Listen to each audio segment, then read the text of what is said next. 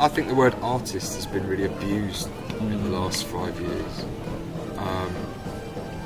But I think, you know, some of the stuff that I do is literally, some of it is one take stuff that I've done just because, you know, I've literally just, you know, been using some electronics, or in one case recently had a guitar, just did something, just sang into a microphone.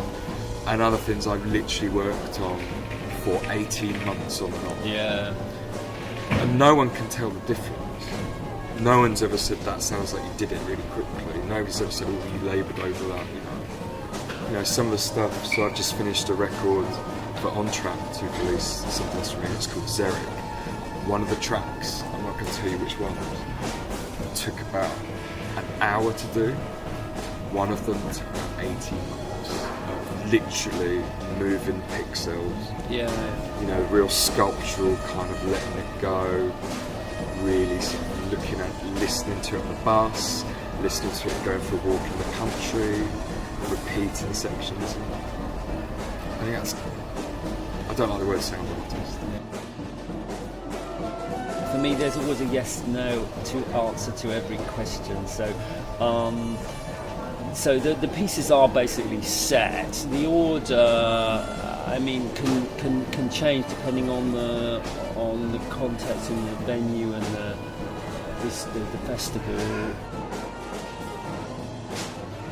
I think there's also that thing of, for me, when things don't go in the way that you think they're going to go, we could call that a mistake, if you like. So if you make some kind of, or you end up in not quite the place you thought you were going to end up, and how you adapt at that moment, I find that quite interesting. Because suddenly, because some things can sort of appear, because actually, when you're in the moment, you find solutions for things. So it is a kind of improvisation.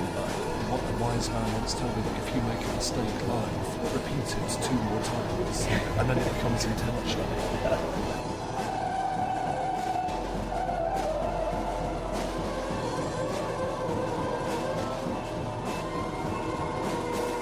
Kim Gordon from Sonic Youth says there's kind of this thing where as soon as you get on the stage, the audience is kind of giving you permission to do things, and they actually, you can stand on stage and actually just look at them, which is quite a neutral thing. And just because you're on the stage, it gives you these sort of permissions, you know. And it's also it's kind of, you know, if you go to gigs. So in London, there are quite a few churches like the Union Chapel, which are either active or they're deconsecrated. They're no longer churches; they're just buildings. And you know, quite often people will go there and people will be quite quiet because it's kind of it's kind of what is expected behaviour in a church or something. And I kind of think,